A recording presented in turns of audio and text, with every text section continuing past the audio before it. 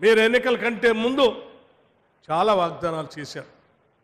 సంవత్సరానికి 2 కోట్ల ఉద్యోగాలు ఇస్తామని చెప్పారు. 10 సంవత్సరాలు దాటిపోయింది.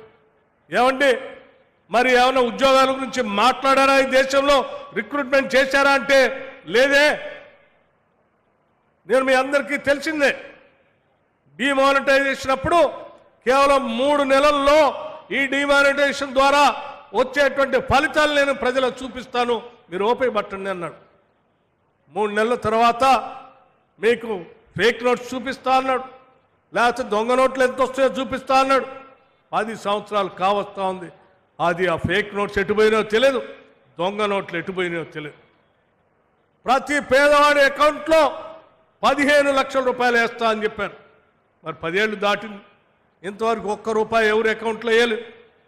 ఇటువంటి రకరకాలైన మీరు ప్రమాణాలు చేసి ఎన్నికల్లో గెలిచి 10 సంవత్సరాలు దాటినా ఒక్కటి కూడా చేయనటువంటి భారతీయ జనతా పార్టీకి సంబంధించిన నాయకత్వం ఈరోజు రోడ్డు మీదకి వచ్చి మీరు సంవత్సర కాలం కింద కొన్ని వాగ్దానాలు చేశారు, ఆ 6 గ్యారంటీలు అమలు చేయట్లేదు, మీరు తొందరగా చేయాలా, నిలదీస్తామని అడుగుతున్నారు. ఏం చేయలేదే మేము?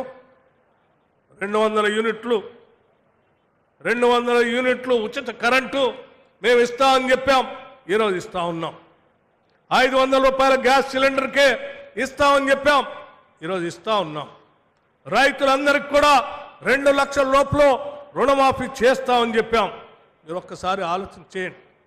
ఈ దేశంలో ఎక్కడ కూడా స్వాతంత్రం వచ్చిన తర్వాత ఇప్పటి వరకు ఏ రాష్ట్రంలో కూడా కేవలం 1 సంవత్సర కాల పరిధిలో 21,000 కోట్ల రూపాయల్ని రుణమాఫీ పేరు మీద నేరుగా క్యాష్ని రైతుల అకౌంట్లోకి ట్రాన్స్ఫర్ చేసినటువంటి ప్రభుత్వం ఈ దేశంలో ఎక్కడా లేదు.